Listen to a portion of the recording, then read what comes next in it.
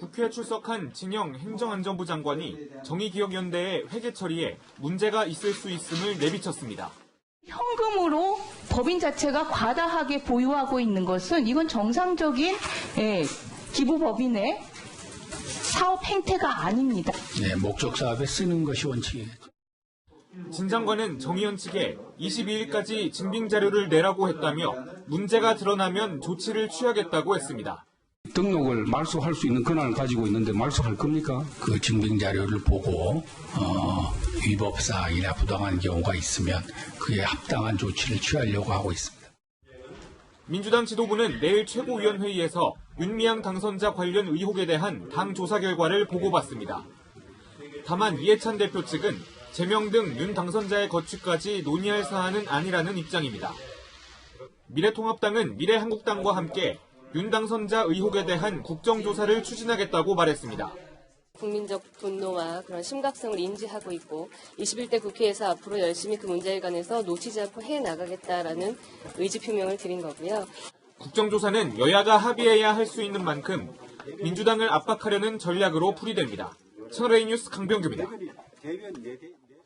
정의기억연대와 관련한 각종 의혹은 이용수 할머니의 기자회견으로 이번에 터졌을 뿐 오래전부터 골마왔던 정황이 속속 드러나고 있습니다. 가장 논란이 된 경기 안성 쉼터부터 살펴보겠습니다. 이 쉼터는 현대중공업의 기부금으로 사회복지공동모금회를 거쳐 정의연이 구매했죠. 감독권을 가진 공동모금회가 5년 전 이 쉼터의 회계를 평가했는데 최하위 F등급을 줬던 사실이 드러났습니다. 정의연이 이 쉼터를 매각한 건 이 낙제점이 영향을 미친 것으로 보입니다. 남영주 기자입니다. 지난 2015년 사회복지 공동모금회는 정의기억연대의 경기 안성 쉼터 사업에 대한 평가에 들어갔습니다. 2년 전 이 건물을 살 때 들어간 매수 비용을 제공했기 때문입니다. 평가 결과는 충격적이었습니다. 회계평가 결과는 최하위 등급인 F였고 사업평가도 C등급이라는 결론이 나온 겁니다. 회계 부문에서 사실상 낙제점을 준 겁니다. 세금 계산서 같은 증빙 서류를 제대로 안 갖추고 프로그램도 제대로 운영되지 않은 사실도 평가 과정에서 드러났습니다.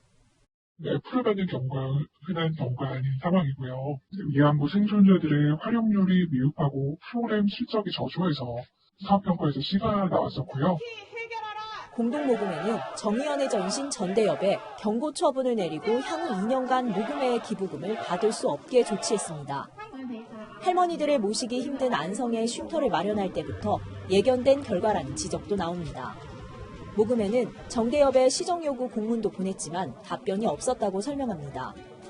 보완을 하고 활용률을 높이는 방안에서 방안을 마련해라라는 이의가 있으면 이의 제기를 하라라는 내용으로 보냈는데 그 공문에 대한 답변이 없었던 상황이고요. 정대협은 결국 2016년 11월 사업 중단을 결정하고 쉼터 건물 매각에 들어갔습니다. 사회복지 공동모금회 측은 오는 8월 안성 쉼터 매각 대금이 환수되면 기탁자인 현대중공업의 동의를 받아 사용처를 결정할 계획이라고 밝혔습니다. 채널A 뉴스 남영주입니다. 가격도 비싸고 서울에서도 먼 이 경기도 안성 쉼터를 매입할 때 이 세 기관 중 누가 가장 먼저 제안했느냐가 논란입니다. 정의기억연대가 공동모금회의 의견을 따른 것이라고 밝히자 모금회가 펄쩍 뛰며 반박했습니다. 사공성근 기자입니다. 정신대문제대책협의회가 경기 안성에 쉼터를 매입한 건 지난 2013년 10월.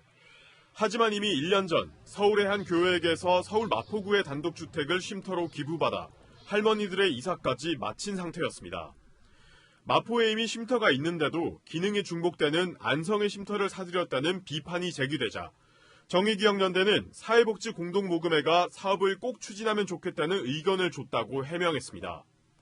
윤미향 당선자도 언론 인터뷰에서 공동모금회의 의견을 반영했다는 취지로 설명했습니다.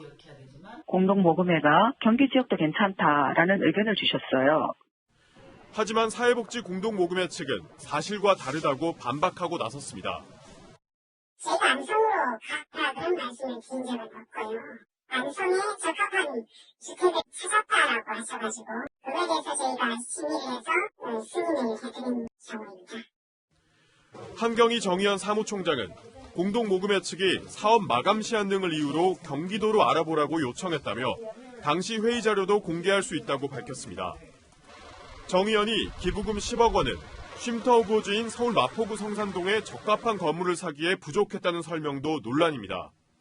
국토교통부의 2013년 당시 마포구 성산동의 단독주택 거래 자료를 전수 확인한 결과 매매 대금이 10억 원 미만인 거래가 전체의 75%를 차지하는 걸로 나타났습니다. 채널A 뉴스 사공성근입니다. 지금 이 논란에 가장 마음 아파할 사람, 어린 시절 고통을 평생 안고 싸워온 위안부 피해자 할머니들이겠죠. 이미 16년 전 위안부 피해자 실미자 할머니가 정대협을 향해 쏟아냈던 이 강한 배신감이 뒤늦게 재조명을 받고 있습니다. 이 할머니의 유언장 내용은 이번 이용수 할머니의 분노와 매우 흡사합니다. 심할머니의 기록을 공태현 기자가 취재했습니다. 일본군 피해 할머니들을 기억하기 위한 추모 공간 기억의 터입니다. 2016년 정의기억연대 전신인 한국정신대문제대책협의회와 서울시 등이 조성한 이곳에는 피해 할머니 247명의 이름이 새겨져 있습니다. 그런데 일본 최고재판소가 처음으로 위안부 피해자로 인정한 고 신미자 할머니의 이름은 빠졌습니다. 정대협에서 그때 이제 명단을 저희한테 주신 거죠. 그 부분은 저희도 지금 파악 중이에요. 정의기억연대 측은 기록물이 아니라 상징물일 뿐이라는 입장이지만 비판적이던 심할머니를 일부러 빠뜨린 것 아니냐는 지적도 나옵니다. 심할머니는 2004년 피해 할머니 32명과 함께 정대협과 나눔의 집을 상대로 모금 행위와 시위 동원을 금지해달라는 가처분 신청을 법원에 냈습니다. 당시 내놓은 성명에서는 정대협 관계자들을 겨냥해 위안부 문제를 빌미로 부귀영화를 누린다고 주장했습니다. 할머니들을 앵벌이 삼는 일이라며 수요 집회 중단도 요구했습니다. 16년이 지난 최근 이용수 할머니의 주장과 맞닿는 대목입니다. 저는 수요 대본을 마치랍니다. 마치고 이것 때문에 학생들이 마음의 상처가 크다고 생각합니다. 지난 2008년 작고한 심할머니는 유언장에서 윤미향 더불어시민당 당선자도 언급했습니다. 수십 개의 통장을 만들어 전 세계에서 후원금을 받아 부귀영화를 누린다며 거짓과 위선으로 위장했다고 비판했습니다. 정의기억연대 측은 심할머니의 유언장과 관련 알 수 있는 부분이 아니다라고 밝혔습니다. 윤 당선자 측과는 연락이 닿지 않았습니다. 채널A 뉴스 공태현입니다.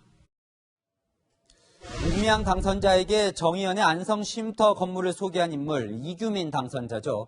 이 당선자는 위안부 피해자 할머니를 기리는 평화의 소녀상 건립 추진위원회를 만들어 모금 활동에 앞장서기도 했는데요. 그런데 이 모금 과정에서 불법 논란이 제기됐습니다. 이민찬 기자의 단독 보도입니다. 2년 전 안성에 건립된 평화의 소녀상입니다. 소녀상을 세우기 위해 안성 시민들은 6,800만 원의 성금을 냈고 안성시는 시가 소유한 공원 부지를 제공했습니다. 이규민 민주당 당선자는 소녀상 건립 추진위 상임 대표를 맡아 모금 활동을 주도했습니다. 우리 아픈 역사도 꼭 기억하자 이런 의미에서 이제 소녀상 건립을 추진했고.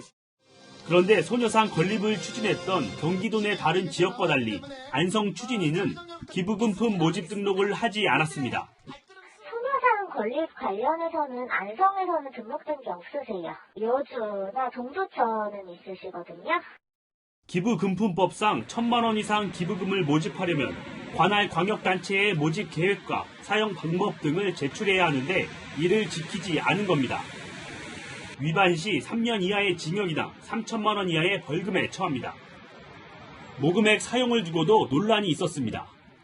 방송인 김재동 씨의 강연료로 1,500만 원을 지급하는 과정에 비용이 과다하다는 목소리가 나오면서 내부 갈등을 빚기도 했습니다. 결국 이 당선자는 소녀상 모금액에서 강연료의 일부를 충당하고 나머지는 별도 특별 모금으로 채웠습니다. 이 당선자 측은 제대로 된 해명을 내놓지 못했습니다. 그 소녀상 등록을 안 했다는 얘기가 있어갖고 기부 단체로 자세한 거는 저희가 얘기를 할 수가 없을 텐데. 이 당선자에게도 여러 차례 해명을 요구했지만 응하지 않았습니다. 채널A 뉴스 이민찬입니다.